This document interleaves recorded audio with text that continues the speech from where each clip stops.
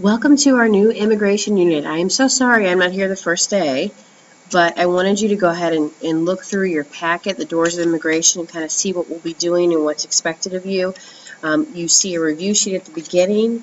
You will also see a political cartoon assignment, which you will be drawing a political cartoon for all 5 Doors of Immigration. Basically, in teaching this immigration unit, a couple years ago, I read a book called The Doors of Immigration, and it made me understand our immigration policy a little bit better.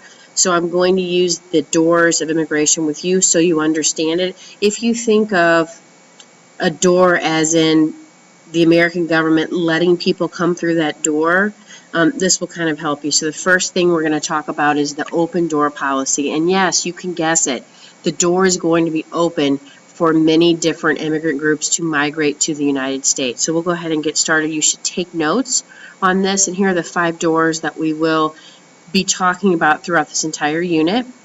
But to give you an understanding, pretty much since the founding of the United States till about 1880, we had what was called an open door policy. It was pretty easy to migrate, and many people were encouraged to come to America. We are going to talk about our first group, major groups of people coming. They're called old immigrants, and they're primarily coming from northwestern Europe, particularly Germany and Ireland. And just to kind of also give you some more facts, 1789, Article 1, Section 8 of the Constitution grants Congress power to establish a uniform rule of naturalization. Something that you should also be thinking about as we go through history, and even today, should there be a residency requirement to vote? If you are a new citizen, how many years do you have to live in America, if any, to be able to get full citizenship rights? The first law that we really see is the 1790 Naturalization Act, and you can see it quoted here. If you're a free white person and you've lived in the United States for 2 years, you can then become a citizen. This citizen must be of good moral character, and the children of these citizens that are born overseas are now considered citizens. In 1813, Congress will enact a 5-year residency requirement. You had to live there for 5 years. And in 1819, that's the first year that immigrants are going to start to be documented after they have arrived in the United States. Many of you have probably heard of Ellis Island. That is not even created at this point in history. I want you to think about something, and we haven't talked about foreign policy yet, but the United States will start a war with Mexico in 1846. And we pretty much picked this war with Mexico so we could acquire more land out west, and Mexico will be defeated. And the United States will get all of this land under the Treaty of Guadalupe Hidalgo, and citizenship was given to those Mexicans that were pretty much now taken over by the United States. So all of this land is going to be open out west, and you're going to see all this tension really within the Democratic Party, and they come up with this idea, hey, let's again get more immigrants to come so we don't see any of this tension in our eastern cities. So we're going to have 2 different waves. The first one, 1845 to 1854, this is again open door. Call these groups of people old immigrants. They are Irish and German, and then from 1865 to 1875, we have British and Scandinavian immigrants coming over. You're also going to see in 1860 the population was 31 million, so 1 in 8 people were foreign born, and you can see during this entire era, this open door, we're going to see 1.6 million Irish, 1.2 million Germans, a little over 500,000 of British, and then Scandinavia, about 73,000. And again, they're considered old immigrants. Now, even though there was an open door policy, I'm going to talk about 2 immigrant groups, the Irish and the Germans, that were not necessarily given the best treatment when they came to the United States. So to kind of talk about what is pushing many of these immigrants to move, like what's going on in their country, why are they wanting to come to this new place? You're going to see for the Irish in particular, they really resent British rule. The Irish are pretty much controlled really by Britain, most parts of Ireland until about the 1920s. So it really is kind of a colony. They had British landlords. They also, many of them were Catholic. They didn't like the push of British Protestants on them or taxes. So that's going to push them to try to go to the United States. Also in Ireland, there's this major depression that in some areas the average age of death was 19 years old. So people are thinking, I want to survive. This is pushing me out of my country to go to the United States. And most of you probably heard of the Irish potato famine. It killed more than 1 million peasants. That's going to push people to go. And if they do get voyaged to America, many of them are dying on the ship. You can see, they call these ships, sailing ships, coffin ships. 40,000 people died. You have a slight majority of females. They're mostly young adults. Many of them helped build the canals and the railroads, and they're typically going to go to cities, specifically to East Coast cities like Boston and New York City. Many of them faced horrible stereotypes and just demeaning again, rhetoric, intense anti-Catholic prejudice. Many assumed that the Irish were ignorant, filthy, clannish folk incapable of assimilation. We've heard that word before.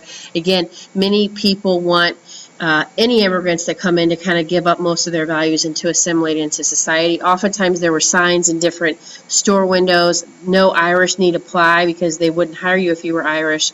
They're going to closely be identified with the political machines of the Democratic Party.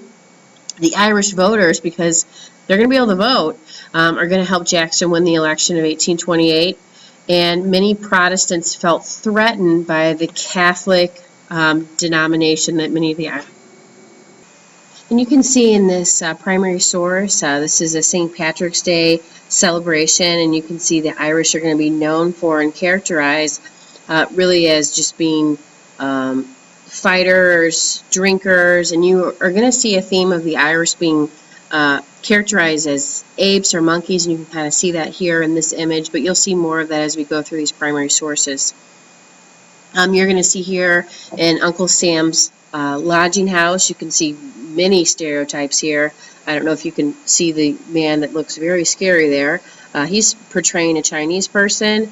You can also see a German right here sleeping because he's too drunk. Englishman, but if you look specifically at the Irishman, who is just rowdy and making a lot of ruckus and noise. And this is some of the stereotypes that the Irish are going to have to deal with. And here's one. I'll move it so you can see it. Anti-glad. Again, that there's bars. So what's the difference between this Irishman and this monkey or ape at the zoo?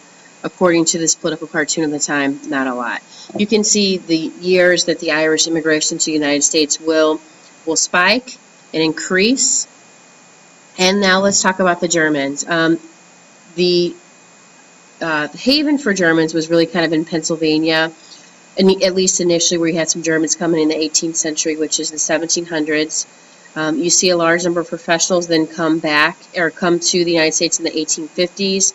And you see the Germans are Protestant, Catholic, and Jewish, and they settled more in rural areas. They became farmers, skilled workers, and shopkeepers.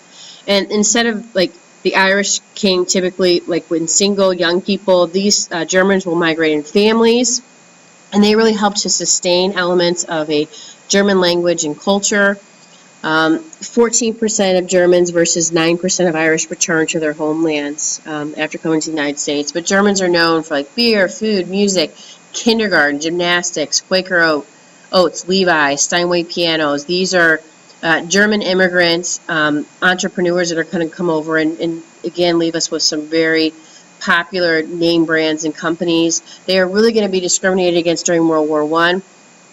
For example, you had many towns, German town names, German family names. They were changed during World War I because the anti-German feeling was pretty intense.